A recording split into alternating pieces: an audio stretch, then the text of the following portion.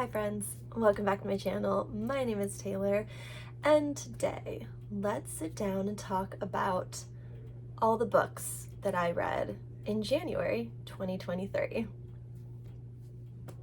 So this is like the latest kickoff to a wrap up ever, but this year has started out, you guys.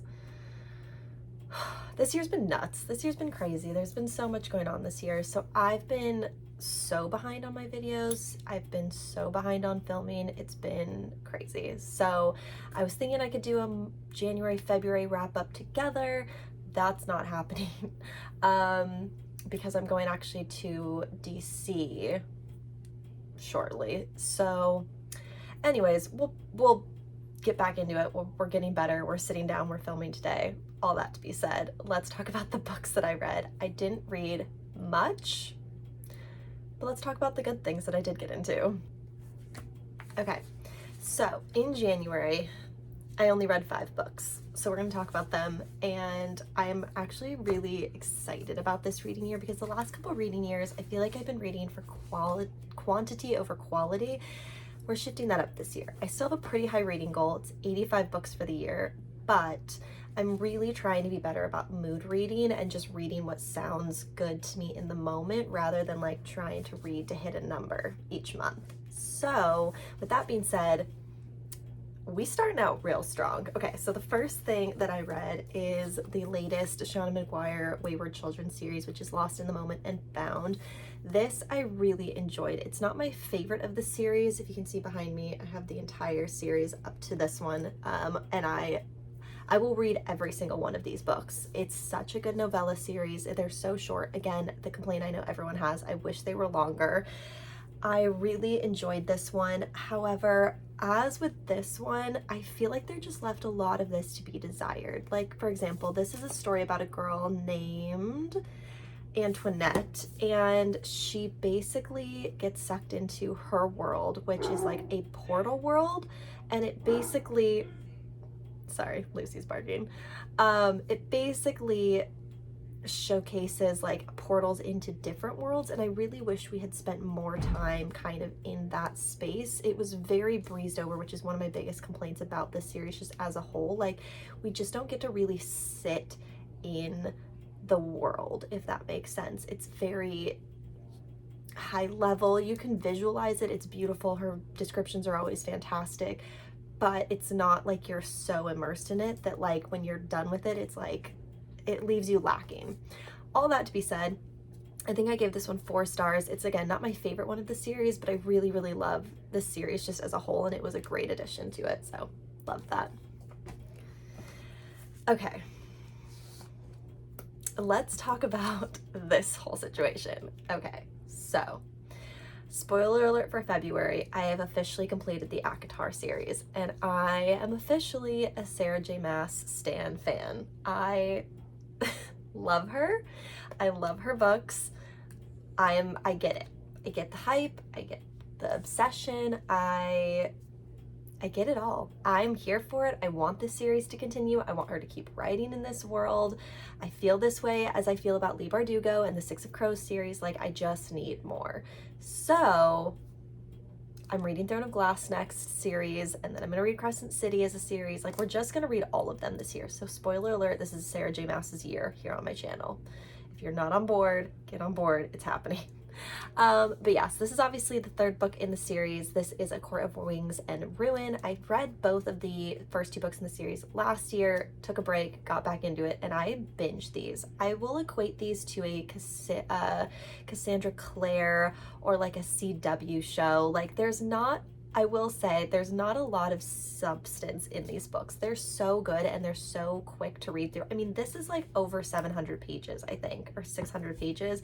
I read this in like a week. I read through these so fast because they're very light. They're very just like sexy people doing sexy things and like just battles, and like it just reads really fast. So I really enjoyed this series. I really enjoyed it. I loved it. This is where things definitely start taking turn in the craziness, and I loved it. Oh, I loved it so much. This, I think for sure, and I get why, this is I think my favorite of the series so far. 5 stars. Okay, next, taking a complete left turn, I read Period Power by Maisie Hill. This is a book I started last year and kind of just picked up when I was feeling something more science-based, more nonfiction. It's not dry per se, but it's more, you know, in the realm of nonfiction. This is about essentially what it says, harnessing your hormones and getting your cycle working for you. You guys know, if you've been here on my channel for any length of time, I like learning about really random topics and just having fun facts about interesting things that are interesting to me, just in any space and gambit across the nonfiction space. So yeah, this one was actually really interesting. I did learn a lot. It is, I will say, written by an author that's based in the UK. So some of the things I will say, just in terms of organization she was talking about, or just different aspects of it, I did find not confusing, but just wasn't quite as applicable for someone living in the US. However, the same kind of organizations and mindsets and powers that be are very similar in the US, and she does kind of speak to that, so it definitely can still apply when you're reading this.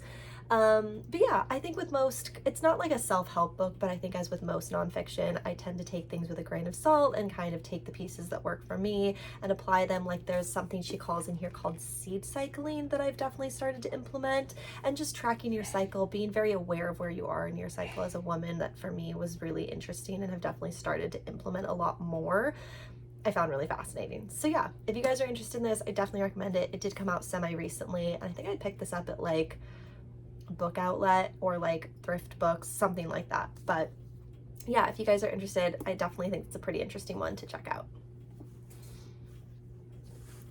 Okay, continuing on in our saga, I read this I think in like a sitting. This is A Court of Frost and Starlight. This is just cute.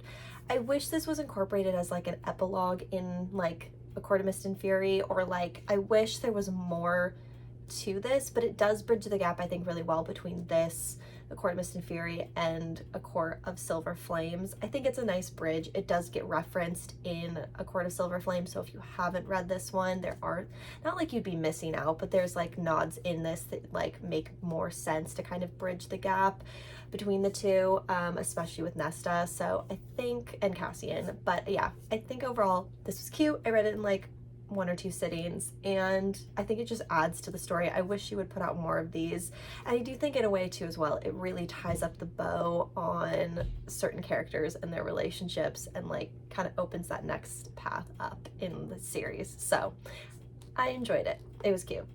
5 stars, 4 stars, 5 stars. Okay, and the last thing that I read for the month is All Your Perfects by Colleen Hoover. I'm slowly continuing my reads of the Colleen Hoover. This was one that I'd had for a really long time and had wanted to get to. To be honest, I think Colleen Hoover is super overhyped.